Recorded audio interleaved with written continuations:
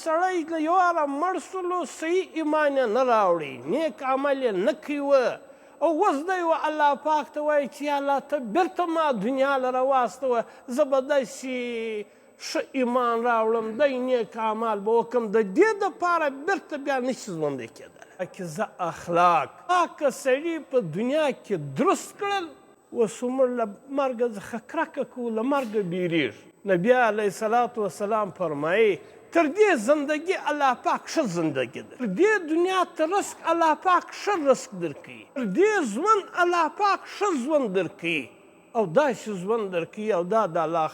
نبي علیه الصلاة والسلام خبره صحیح ده یو حدیث شریف کې نبي علیه الصلاة والسلام فرمایي و دا جنتي ته چې د جنت خوراکونه ورکول شي بیا که د دنیا هغه عمدهسې عمده خوراک ورته ورکېده ده به خوا پرګي په مخکې آیات کې الله پاک دا بیان کړی و په آخري آیات کې چې دا تمام کې تمام بیرته ما لره راځي دا مخلوق دا انسانان په دې آیات کې الله پاک فرمایي کم چا چې نیک عمل کړی او دی ما لره خامخا راځي او دی مؤمن یي نیک اعمال یې کړي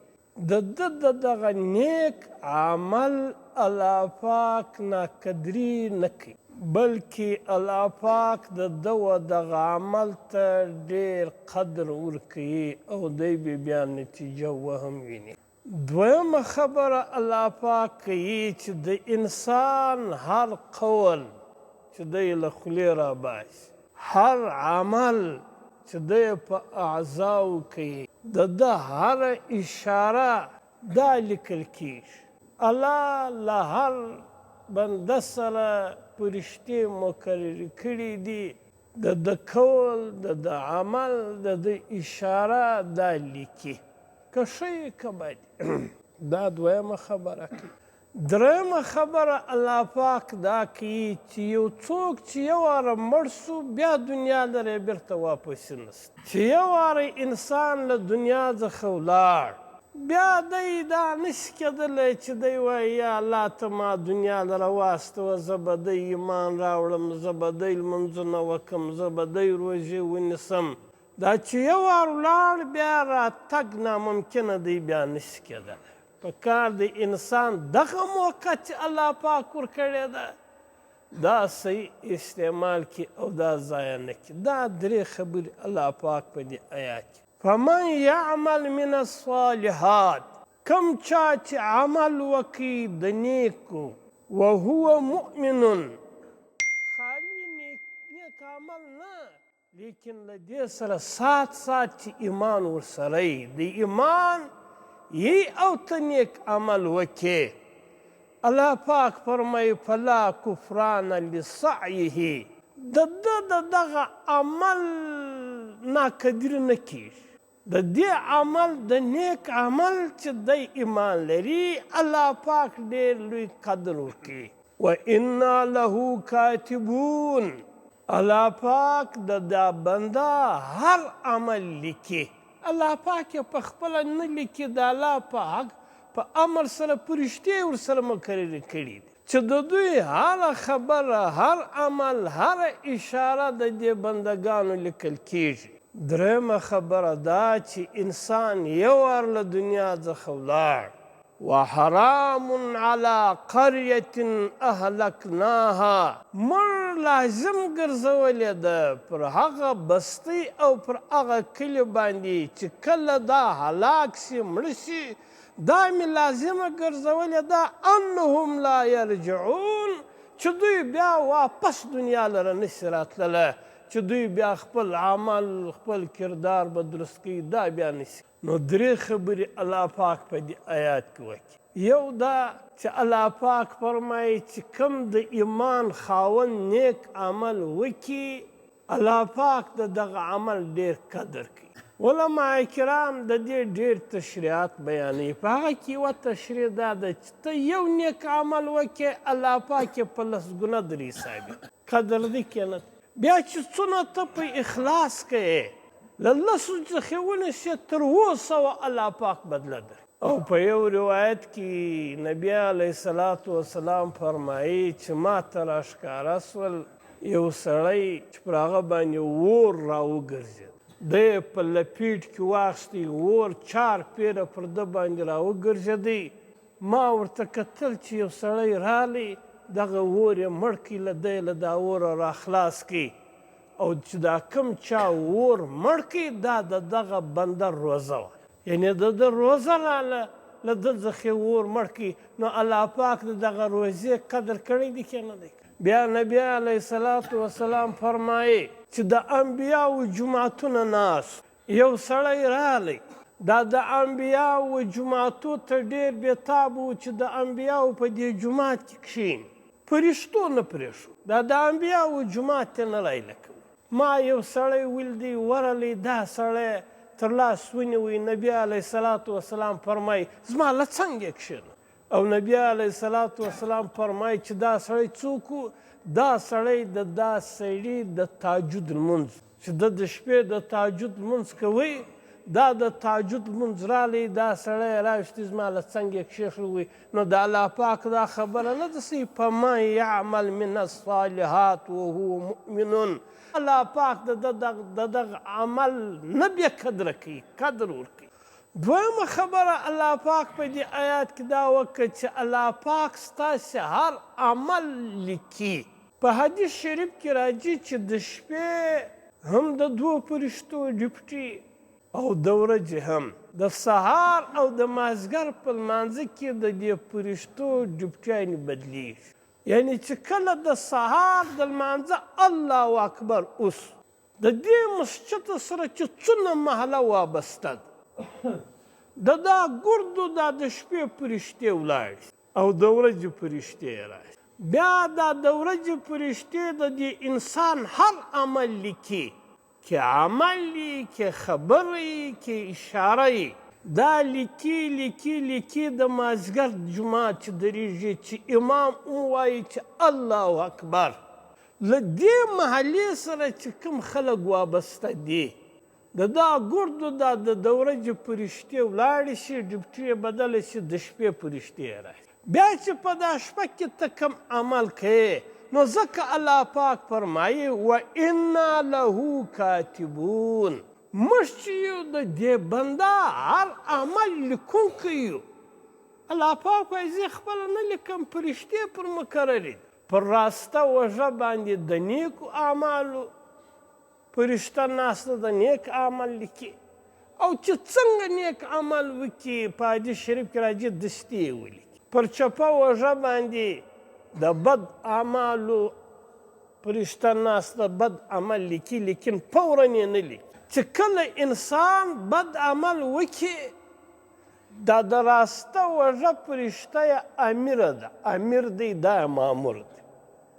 نو دا امیر ورته وایي والې ملکه کېدلی شي دا سړی بیرته توبه وکړي، کېدلی شي پښیماني وکړي، کېدلی شي د پښیمانۍ په وجه سره یو نیک عمل وکړي. نو یې سات موقع ورکوي چې موقع یې ورکړله، که چیرې ده توبه نه وکړه خو هغه ګناه لیکي، که چیرې توبه وکړه دا ګناه به جای توبه وکړي. نو الله پاک زموږ قدر کوي که نه کوي. او بیا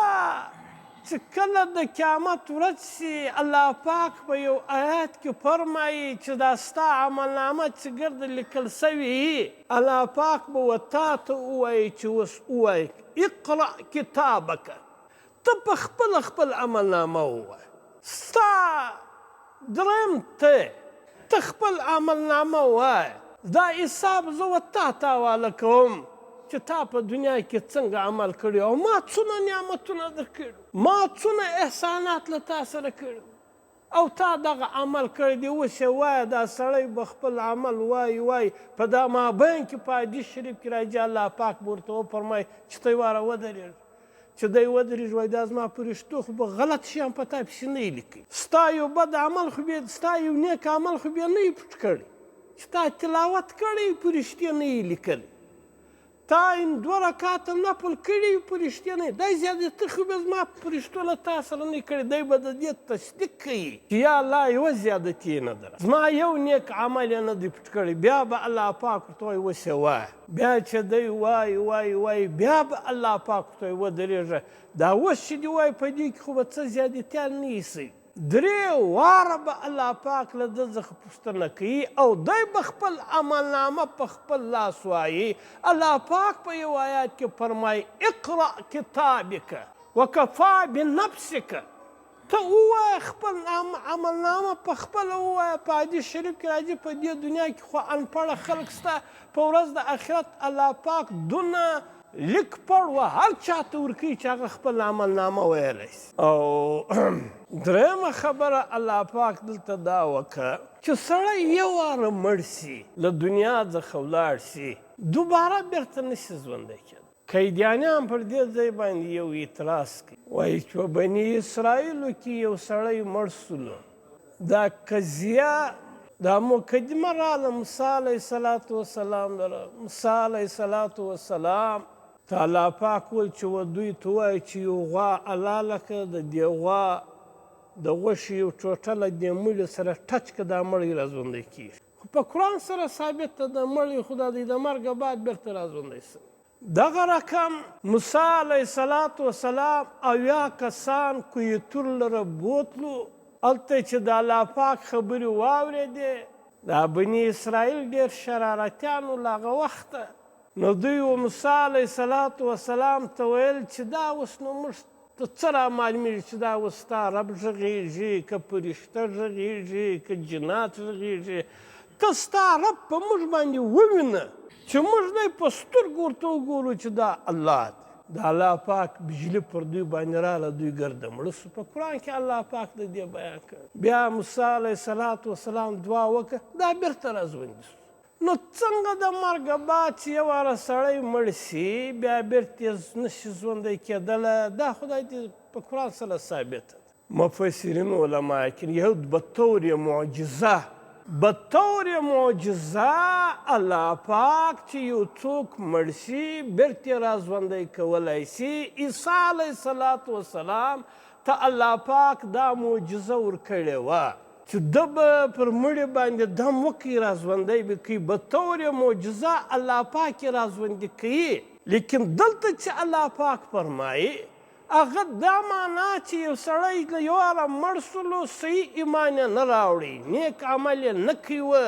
او اوس دی و الله پاک ته وایي چې یا الله ته بیرته ما دنیا له راواستوه زه به داسې ښه ایمان راوړم دی نیک اعمال به وکړم د دې دپاره بیرته بیا نشي ژوندی کېدلی ولې ګوره دا یو د انسان سازي یو د کردار سازي انسان جوړیږي د مور په نس کې د مور انسان چیرې جوړیږي د مور په نس کې جوړیږي که چیرې په دا د انسان په جوړېدو کې د مور په نس کې نقص راغلی مثلا سترګې دې نه یوه پښه کښنۍ وه بله غټه یا یوه د 5 ګوتو بجایه 4 ګوتې وي دا چې بیا دې دنیا لره راشي د دغه نقص ازاله په دنیا کې کېدلی شي نشي کېدلی د انسان سازی ځای دی د مور نس د مور په نس کې که نقص رالی په انسان کې د هغه ازاله په دې دنیا کې بیا نشي کېدلی د دنیا یو حاکم یو ډاکټر یو طبیب هېڅوک یې نشي کولی دې دنیا له چې انسان راشي دا دنیا ده د کردار سازي ځای چې انسان به خپل کردار جوړوي او که چیرې د په کردار کې نقص پرېښوي دا چې بیا قبر لره ولاړ شي حشر لره ولاړ شي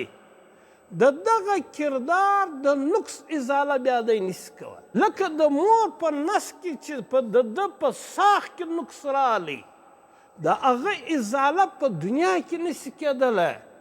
دا دنیا الله پاک د کردار سازی ځای ګرځولی دی چې دلته به ته کردار جوړوې او ستا په کردار کې که نقص رالی دغه نقص دا بیا په قبر کې ته ازاله نشي کولی مثلا که یو ړوند چې د موره څخه ړوند پیدا سوی